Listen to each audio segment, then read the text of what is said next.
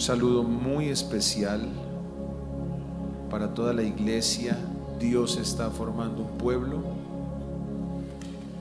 Ay, qué difícil no poder saludar de parte del apóstol Marco Díaz. Ahorita que estaba ya sentado y que uno prepara todo para poder saludar aquí, pues hoy caí en cuenta que no podía hacerlo.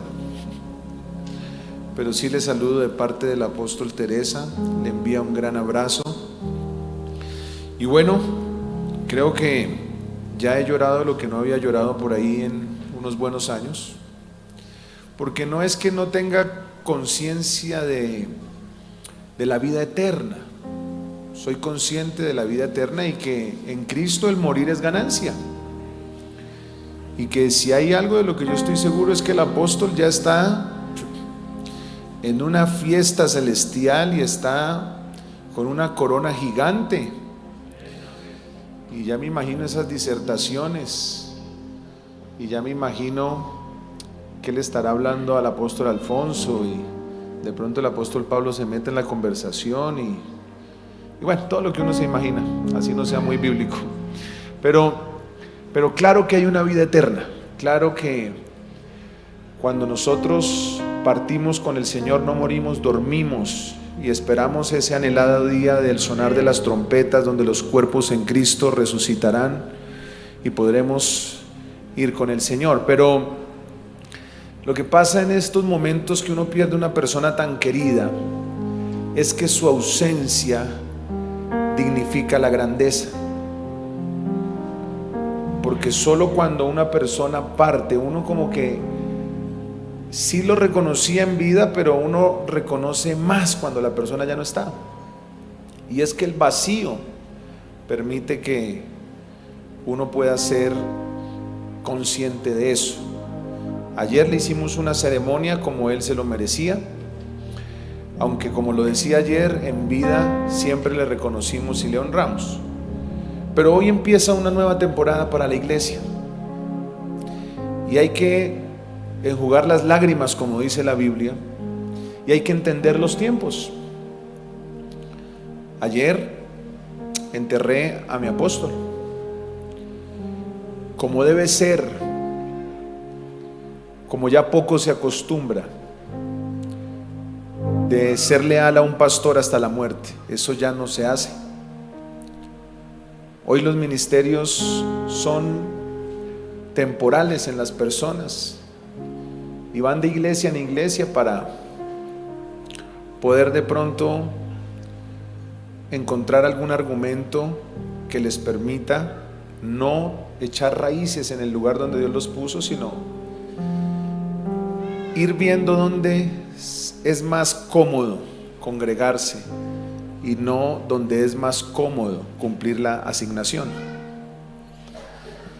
Y para mí ha sido una bendición y un privilegio acompañar al apóstol Marco Díaz en sus últimos años. Creo que fui su discípulo del último aliento, y poder estar hasta el día que él dio su último suspiro,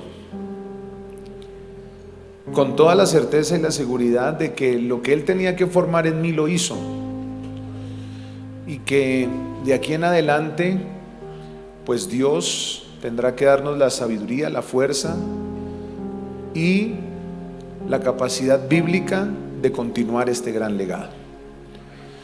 Ahora, antes de ir al tema que traigo para hoy, sí hay algo muy especial aquí en Josué, porque el apóstol Marco Díaz fue un Moisés de esta generación. Y no es solo lo que nos suceda a sus familiares, nietos, hijos, no. Es lo que la iglesia tiene que entender que tiene que suceder ahora. Porque yo traía un mensaje, pues porque hoy termino el tema del Espíritu Santo, del Pentecostés, pero el Espíritu ponía esto en mi corazón y lo quiero compartir antes del tema. Josué capítulo 1, versículo 1. Primero leamos Deuteronomio 34. Deuteronomio 34.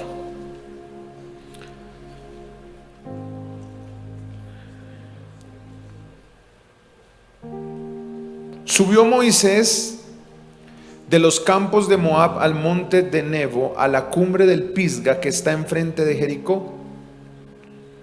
Y le mostró Jehová toda la tierra de Galaad hasta Dan, todo Neftalí, la tierra de Efraín y de Manasés, toda la tierra de Judá hasta el mar occidental, el Negev y la llanura, la vega de Jericó, ciudad de las palmeras, hasta Zoar. Y le dijo Jehová a Moisés: esta es la tierra que juré a Abraham, a Isaac y a Jacob, diciendo: a tu descendencia la daré. Te he permitido verla con tus ojos, mas no pasarás allá. Y murió allí Moisés, siervo de Jehová, en la tierra de Moab, conforme al dicho de Jehová. Y lo enterró en el valle, en la tierra de Moab, entre Bet Peor, y ninguno conoce el lugar de su sepultura hasta hoy. Era Moisés de 120 años cuando murió. Sus ojos nunca se oscurecieron ni perdió su vigor. Y lloraron los hijos de Israel a Moisés en los campos de Moab 30 días. Y así se cumplieron los días del lloro y del luto de Moisés. Y Josué, hijo de Num, fue lleno del espíritu de sabiduría, porque Moisés había puesto sus manos sobre él, y los hijos de Israel le obedecieron e hicieron como Jehová mandó a Moisés. Y nunca más se levantó profeta en Israel como Moisés, quien haya conocido a Jehová cara a cara. Nadie como él en todas las señales y prodigios que Jehová le envió a hacer en tierra de Egipto, a Faraón y a todos sus siervos y a toda su tierra, y en el gran poder y en los hechos grandiosos y terribles que Moisés hizo a la vista de todo Israel. Aconteció después de la muerte de Moisés, siervo de Jehová, que Jehová habló a Josué, hijo de Num, servidor de Moisés, diciendo: mi siervo Moisés ha muerto. Ahora pues levántate y pasa este Jordán, tú y todo este pueblo, a la tierra que yo le doy a los hijos de Israel. Yo os he entregado, como lo había dicho a Moisés, todo lugar que pisare la planta de vuestro pie, desde el desierto y el Líbano hasta el gran río Éufrates, toda la tierra de los Eteos hasta el gran mar donde se pone el sol será vuestro territorio. Nadie te podrá hacer frente en todos los días de tu vida. Como estuve con Moisés, estaré contigo. No te dejaré ni te desampararé. Moisés fue un hombre hecho con la naturaleza y el cuero necesario para ser parte de una temporada fundamental y trascendental del pueblo de Israel. La vida de Moisés y el proceso de Moisés le permitieron soportar el desierto, porque hay hombres y mujeres de Dios en nuestra iglesia y en nuestra generación que fueron puentes de transición entre el desierto y la conquista, que fueron puentes de transición entre los momentos de espera y los momentos de cumplimiento. Y esas generaciones no solo lograron extender ese puente de transición del desierto a la conquista, sino que dejaron un legado de principios, de obediencia y de resultado que inspiraron a las siguientes generaciones. Cuando usted lee los Salmos, hay muchos de ellos que describen las maravillas, los prodigios, describen la sobrenaturalidad de lo que sucedía en el desierto antes, durante y después.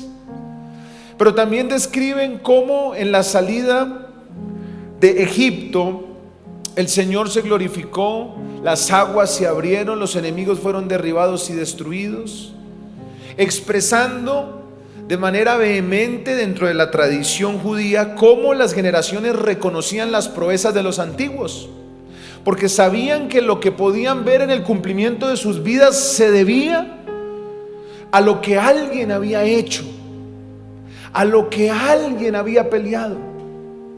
Y por eso Moisés, ni siquiera siendo un apóstol de desierto, no se llevó el mérito de lograr llevar a su generación hasta aquella cumbre donde empezó a ver el cumplimiento de la promesa, porque Moisés sabía que había un hombre antes, un patriarca llamado Abraham, y sus generaciones que habían dado pasos importantes para ver el cumplimiento de las promesas de Dios en sus vidas.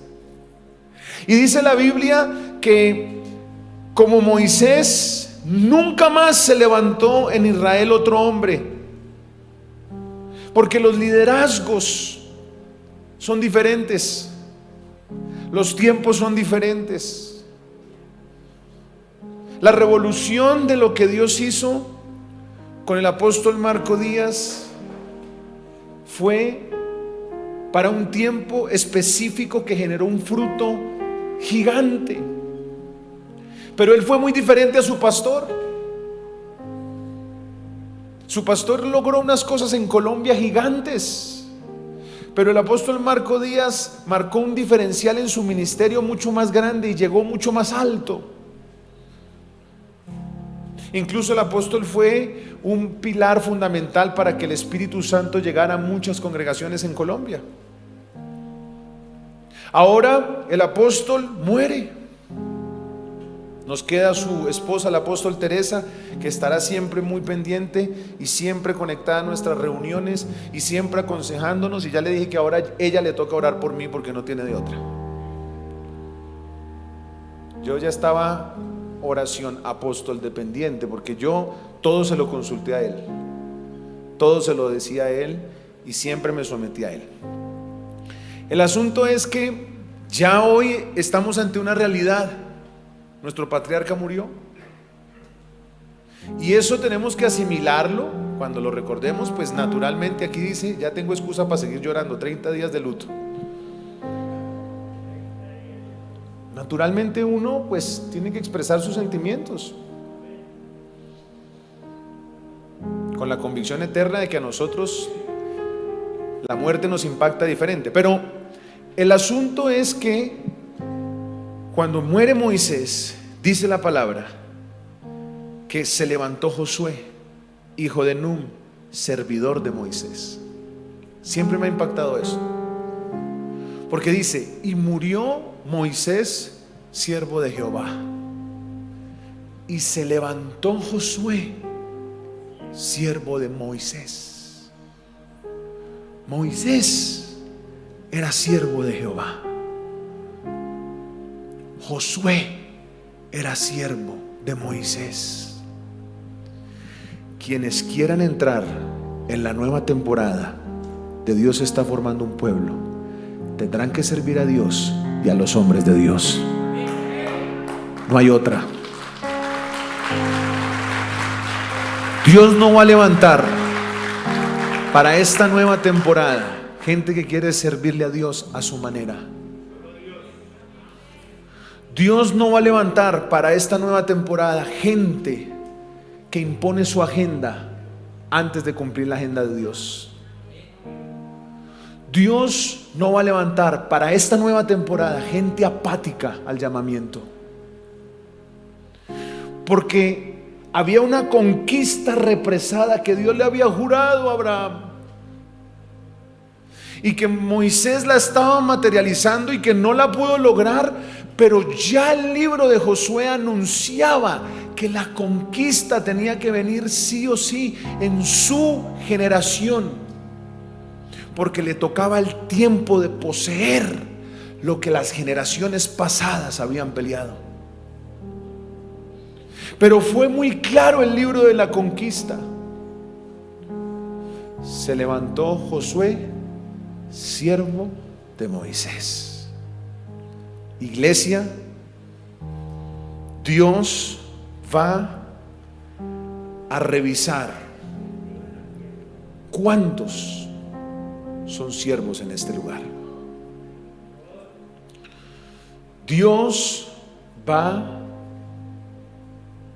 a escudriñar las intenciones de nuestro corazón para saber si estamos dispuestos o no a cumplir la gran comisión. Y quería dar esta introducción porque definitivamente hay una generación que está entregando la posta.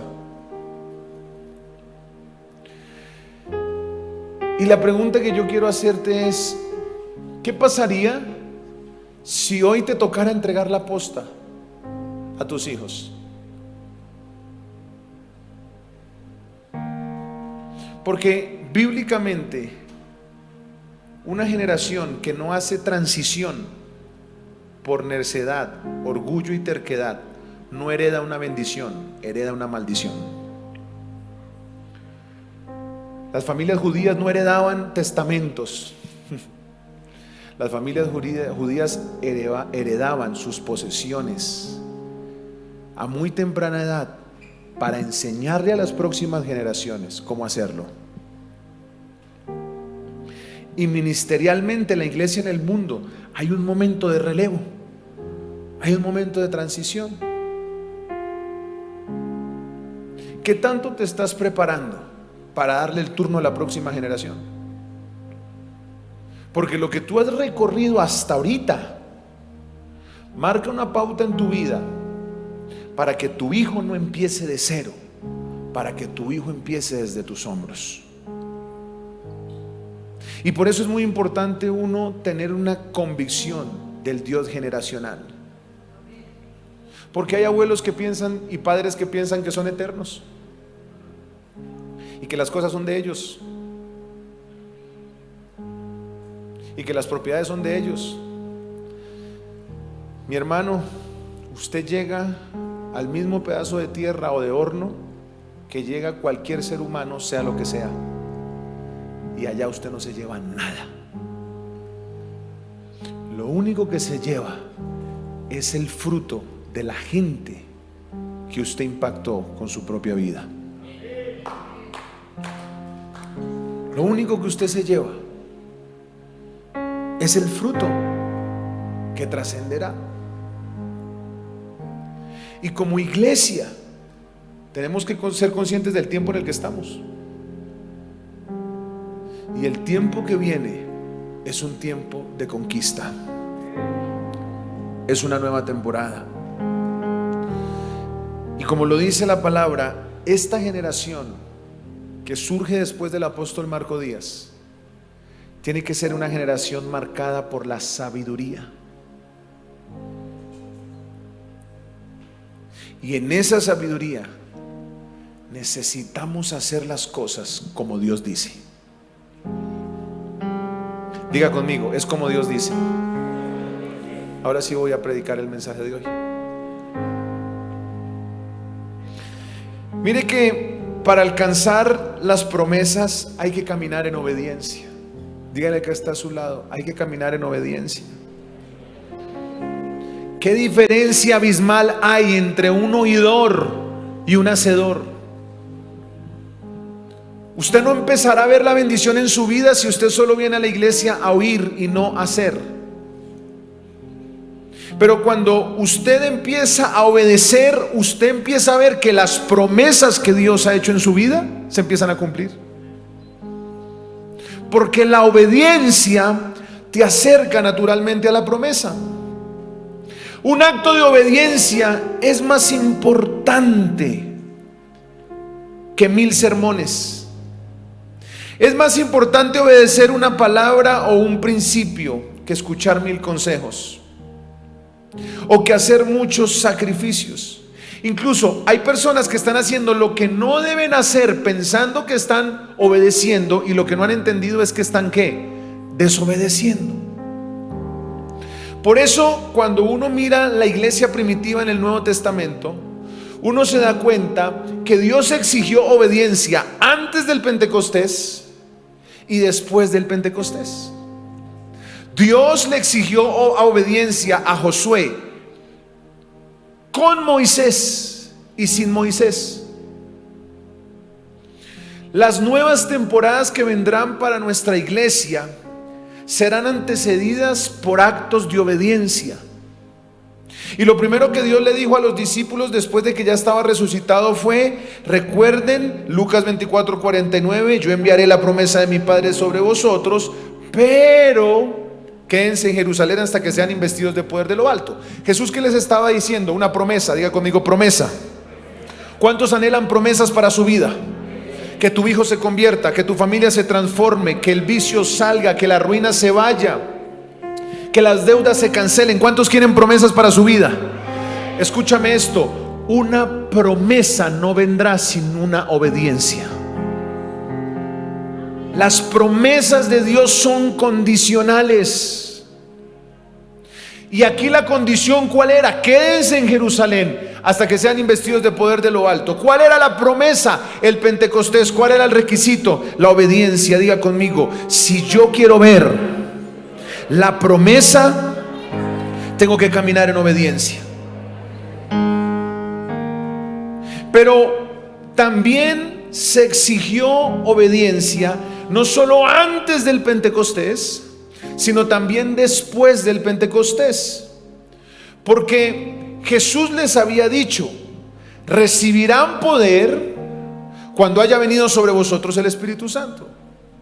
Y con ese poder me serán ¿qué? Testigos. Hechos capítulo 1 versículo 8. ¿En dónde iban a ser testigos? ¿En dónde iban a ser testigos? En toda Judea, en Samaria. Hechos capítulo 1 versículo 8, ábralo. Obediencia antes del Pentecostés, obediencia después del Pentecostés. Les dijo: mire, van a recibir poder cuando haya venido sobre vosotros ¿quién? El Espíritu Santo. Y me seréis testigos. ¿En dónde? Jerusalén. ¿Qué más? Judea, Samaria y hasta lo último de la tierra. Se me olvidó decirle a los muchachos que buscaran un mapa, pero miren a ver si pueden buscar un mapa de Israel, para mostrar un poco que la instrucción era muy clara. La instrucción era muy clara. ¿Por qué era muy clara? Porque era una instrucción de asignación territorial. Jesús los envió con tarea específica. Mire, Dios le permitió vivir y nacer a usted con tareas específicas. Ustedes tienen una tarea específica en la tierra. Los pastores, los ministros, quienes están aquí, tienen una tarea específica en la tierra. Tienen un rol específico en la tierra. Las redes, los que me están viendo a través de la transmisión, hay una tarea específica en la tierra. Y esa tarea incluye un territorio. Jesús les dijo: tienen que ir ¿a dónde? Jerusalén, Judea, Samaria y hasta lo último de la tierra. Quiero ilustrarlo de manera comparativa con Colombia.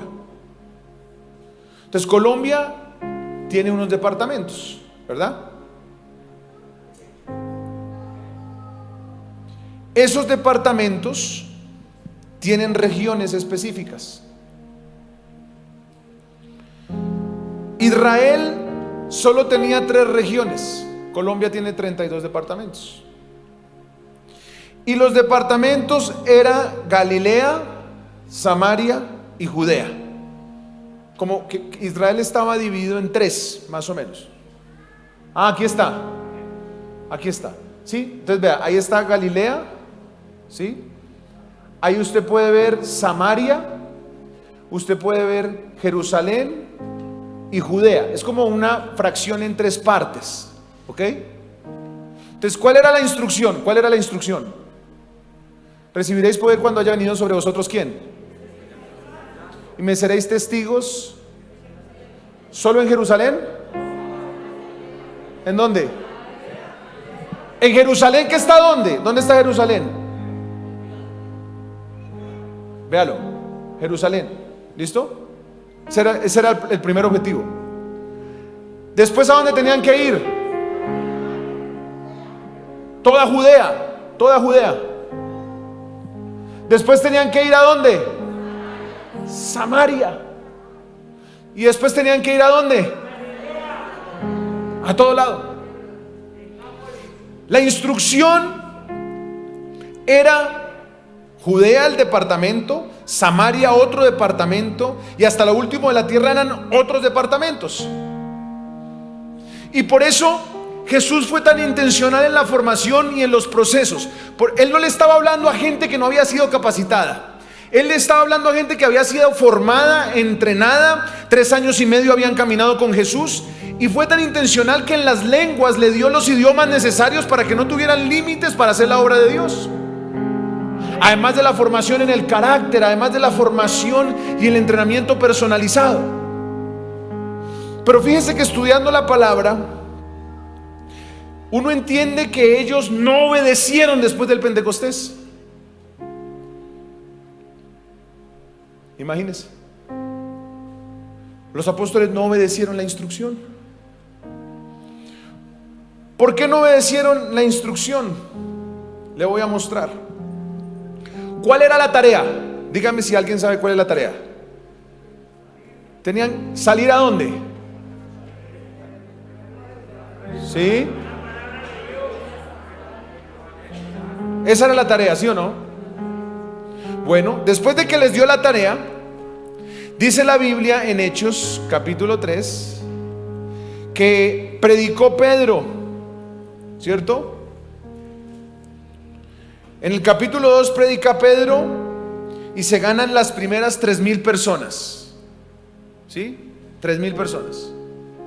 Pero en el capítulo 3 dice que Pedro y Juan subían juntos al templo a la hora 9 de la oración. ¿Dónde quedaba el templo? En Jerusalén. A ver, pero ¿qué era lo que le había dicho el Espíritu a la iglesia, a los apóstoles? ¿En dónde más? ¿En dónde más? Ok. ¿Qué dice Hechos capítulo 4? Versículo 1. Ya habían testificado en Jerusalén. Vamos a ver si obedecieron la instrucción. Porque si obedecieron la instrucción, pues aquí ya no deberían seguir en Jerusalén. Aquí deberían estar ¿en dónde?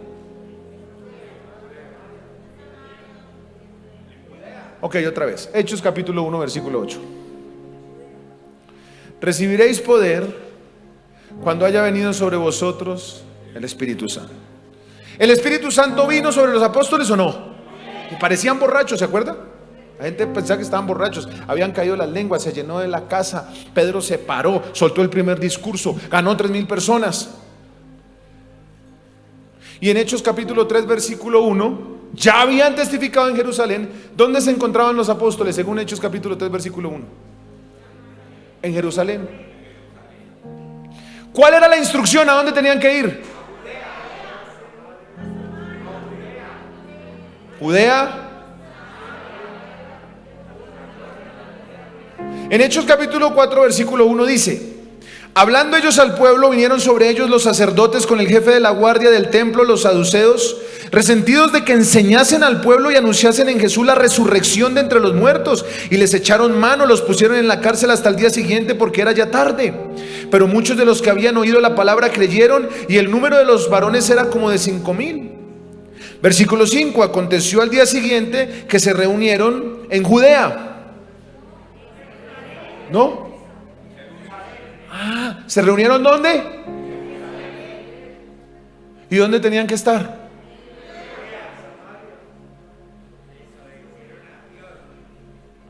Ahora, capítulo 4, versículo 24.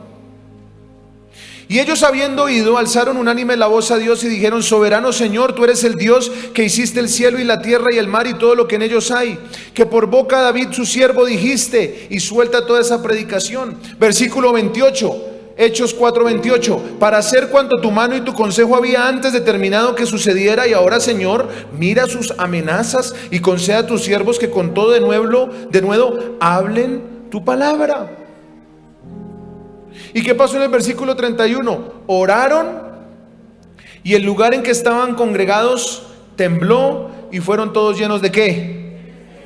Del Espíritu Santo. Pero resulta que aún después de esta llenura del Espíritu Santo, Hechos capítulo 5 muestra que estaban en el pórtico de Salomón. ¿Dónde quedaba eso? En Jerusalén. Y en Hechos capítulo 5 versículo 28 también muestra que ellos habían llenado a Jerusalén de la doctrina y estaban predicando todavía en Jerusalén. Hechos capítulo 5 versículo 28. Y en Hechos capítulo 5 versículo 42, ¿cuántos capítulos han pasado ya después de Hechos 1:8? Y en Hechos capítulo 5 versículo 42 dice que todos los días, ¿en dónde? ¿Dónde quedaba el templo? ¿Qué es lo que podemos ver hasta aquí en estos versículos?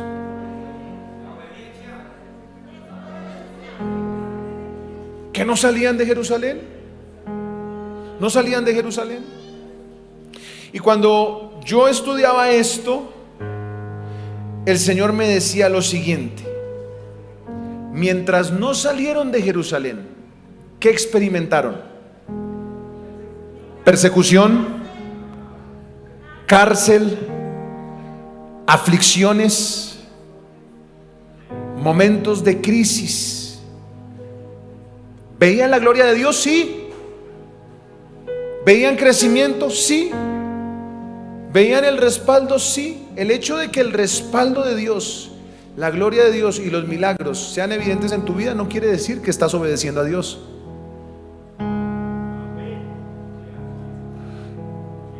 Pero la instrucción no la estaban cumpliendo. Y el Señor me dijo: mi iglesia está sufriendo persecuciones, cárceles, conflictos. Se está levantando una agenda perversa, inmoral.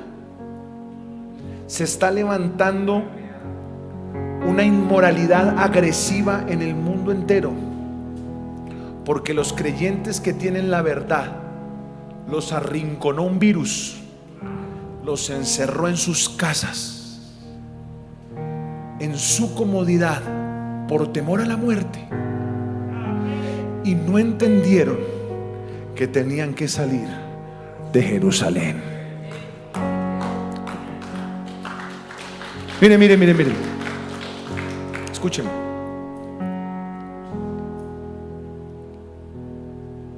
La gente dejó de venir al templo, dejó de hacer casa de bendición, con mucha Biblia, por cuidar su propia vida. Nunca entendieron el mensaje, que el que no quiera perder y rendir su vida no la salvará. Pastor, pero qué irresponsabilidad. ¿Usted cree que las cosas van a mejorar de aquí en adelante en cuanto a las pandemias? ¿Usted no cree que vienen más? Bueno, si usted cree en la palabra que ha estudiado, ¿usted no cree que van a venir más pandemias? ¿Usted no cree que van a venir más crisis? Entonces, ¿usted va a seguir encerrado en su casa? ¿Usted va a seguir metido en su apartamento? ¿Usted va a seguir debajo de la cama? Yo se lo pregunto porque estamos en los últimos tiempos y nosotros tenemos que ser conscientes. Iglesia, Dios está formando un pueblo, de la responsabilidad que tenemos, porque hay muchas familias, escúchame lo que te voy a decir, que están pasando crisis profundas porque se quedaron en Jerusalén y tenían que haber salido de su comodidad, de su tranquilidad, de su seguridad, de su estabilidad, para hacer la obra de Dios. Habrán crisis que te empujarán a hacer la obra. No llegues hasta el punto de que una crisis te empuje a hacer la obra. Mejor deja que la voz de Dios te empuje, porque es más tranquila la revelación que la trituración.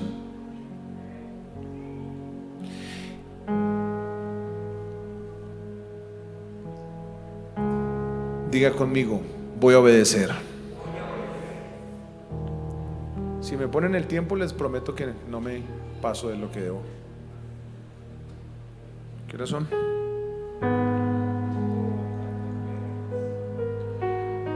Ahora, ¿cuándo decidieron salir? Algunos, ¿cuándo decidieron salir?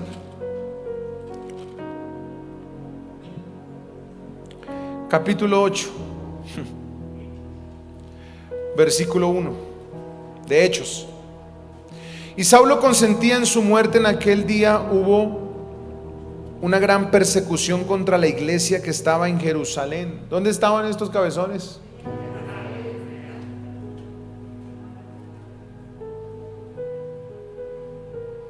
Hijo, pero ¿por qué no viniste al Pentecostés? No, porque me voy a contagiar. Hermanito, se contagia en la iglesia, en el Transmilenio, en el trabajo, en la clínica. Pastor, que es que algunos se contagian. Si se quitó el tapabocas, se contagió. Yo como pastor me contagié y no me paré. No paré y no voy a parar.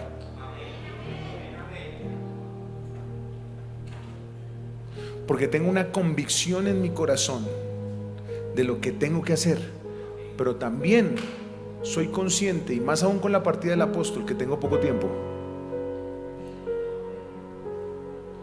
y yo no voy a perder el tiempo.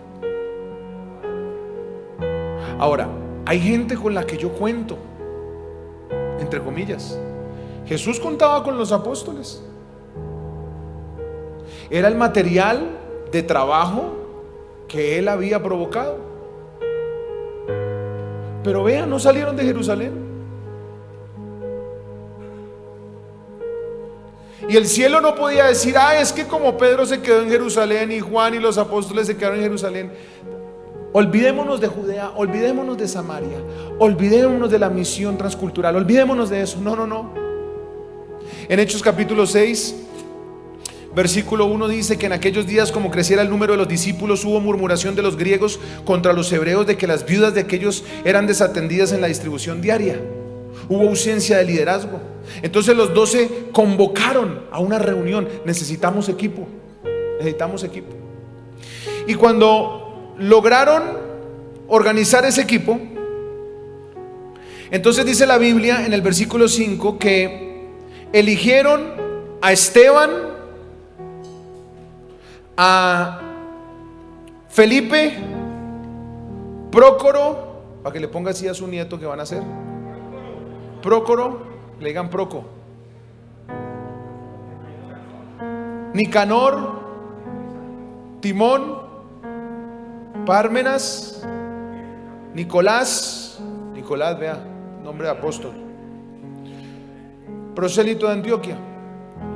Entonces organizaron un combo de gente, pero vea, el nombre de toda esta gente, los nombres no eran hebreos, todos eran griegos. Y la instrucción cuando Judas se ahorca en Hechos capítulo 2 era que tenían que buscar entre ellos, entre vosotros. No podían buscar uno que no fuera de la rosca, del parche. Tenían que buscar de la rosca. Pero no fue así. Porque como los pastores y ministros y líderes de red estaban en Jerusalén, ocupados, cuidándose del COVID, entonces el cielo dijo: no, yo necesito hacer la obra. Y como necesito hacer la obra, si tú no lo quieres hacer, yo voy a buscar quien lo haga, así sea una vasija rota. Mire.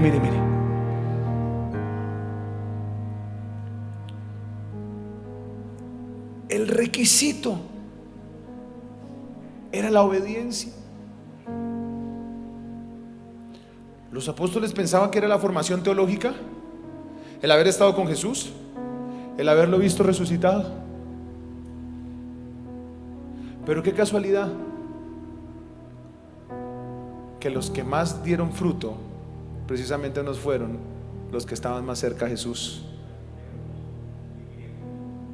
Los que más dieron frutos eran los griegos. Mire, un ejemplo nomás: Esteban y Felipe. ¿Cuántos recuerdan la historia de Esteban? Cuando empieza a predicar Esteban en Hechos capítulo 7, Esteban sale con un tono agresivo, confrontador, era medio gamín, era medio alebrestado. Empieza a confrontar, predicaba con algunas inconsistencias teológicas. El hombre se echó una que otra herejía, no tenía mucho conocimiento bíblico. Pastor, ¿de dónde saca eso?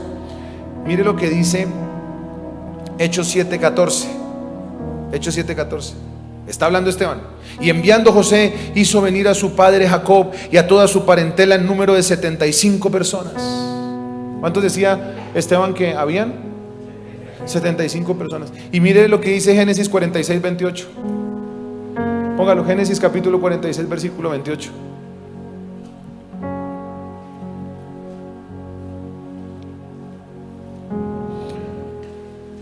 Y envió Jacob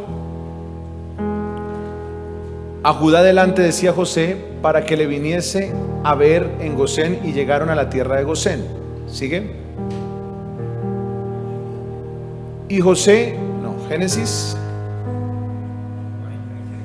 capítulo 46 versículo 28. Ya le digo exactamente dónde está. ¿Cuántos había dicho que eran Esteban? Ok. Éxodo capítulo 1 versículo 5. Todas las personas que le nacieron a Jacob fueron ¿cuántas? 70. ¿Y cuántas había dicho Esteban que eran? ¿Sí vio que se echó ahí una herejía?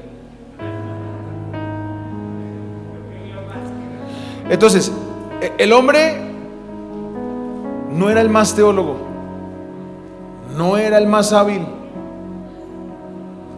no era el más experimentado, no estaba cerca al pastor. Pero aunque no tenía toda esa formación, dice Hechos 7:55 que el hombre estaba lleno del Espíritu Santo. Y no solo estaba lleno del Espíritu Santo,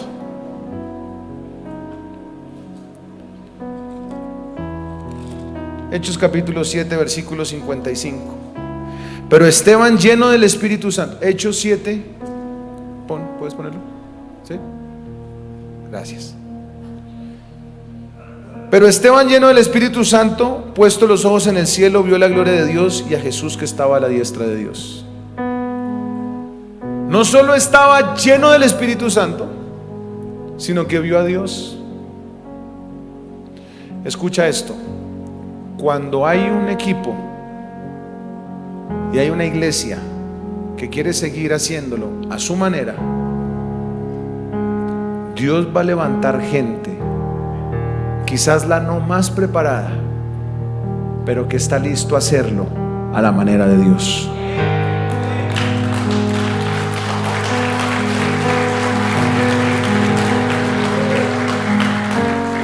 Felipe, Hechos capítulo 8 versículo 26.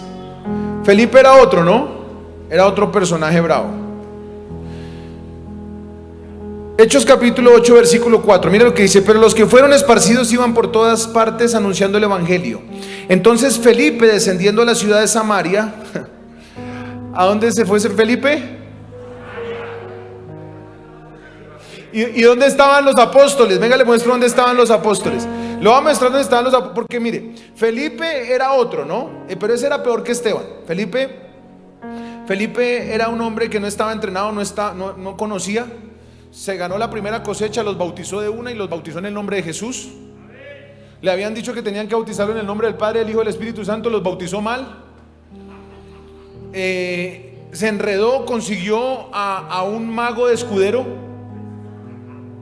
Imagínese eso, a un mago que tenía amor por el dinero y toda la cosa. Dice que el mago se llamaba Simón, ejercía la magia. Y cuando vio que Felipe se movía en esa gloria, pues Simón creyó y estaba siempre con Felipe. O sea, el mago era el escudero de Felipe, imagínense. No sabía cómo hacer el proceso de consolidación y se ganó un mago de escudero. Estaba enredado, equivocado Felipe. Estaba equivocado Felipe. Sin embargo, Felipe, ¿para dónde se fue? ¿Y dónde estaban los apóstoles? Versículo 14, Hechos 8:14. Cuando los apóstoles que estaban en Jerusalén oyeron que Samaria había recibido la palabra de Dios, enviaron allá a Pedro y a Juan. ¿Dónde estaban los apóstoles? No, pastor, no, porque es que el COVID es muy peligroso. Pastor, no, es que yo estoy muy ocupado, tengo empresa. No, pastor, es que yo prefiero quedarme aquí en Jerusalén porque estoy muy ocupado y yo pues... Sí, venga, pero sí, no, pastor, es que yo tengo trabajo. No, yo mejor voy solo una vez al mes. Y yo con que vaya una vez al mes, la virtualidad llegó para quedarse, pastor. Déjeme, yo me conecto. ¿Y dónde estaba el descachalandrado? ¿Dónde estaba? Estaba en Samaria. Estaba ganando almas. Estaba predicando sin botarle tanta corriente ahí al liderazgo. Estaba haciendo la tarea. Capítulo 8, versículo 26. Fue y se ganó a un etíope. ¿Quién se lo ganó? ¿Por qué los apóstoles no se lo ganaron? ¿Pues estaban dónde?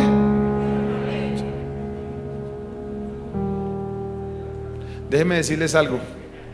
Los que quieran salir de la casa, los que quieran salir al barrio, los que quieran dar su vida por el evangelio, ganarán gente de gobierno, de influencia, de conquista, y saldrán de su pobreza y de su ruina.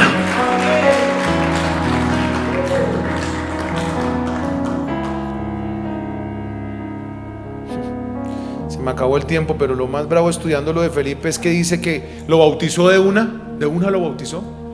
Ahora, el etíope ya había ido a Jerusalén. Nadie le había predicado. ¿Le había predicado quién? El descachalandrado. Pero obediente en la tarea del reino,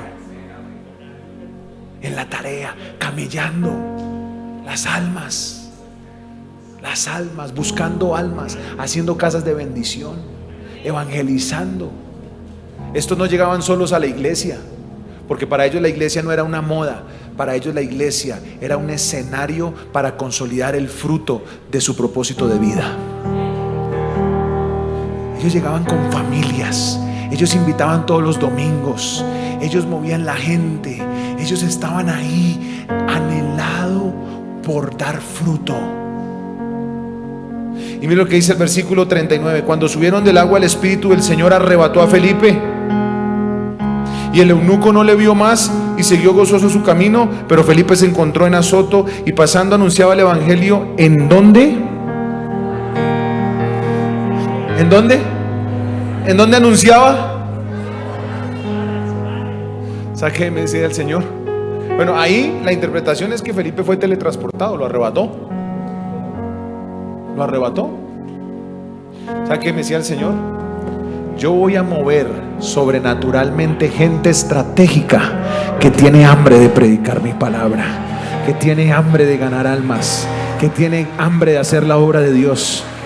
Mire esta primera fila. ¿Sí ve la primera fila? La primera fila debería estar mi equipo en la primera fila. ¿No está? No está. Sí, hay algunos que están pues con el virus. No están.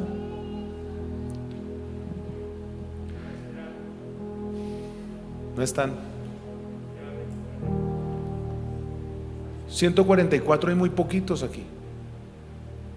Deben estar en Jerusalén. Jerusalén. Pero ¿saben qué, iglesia? Esto es como Dios dice.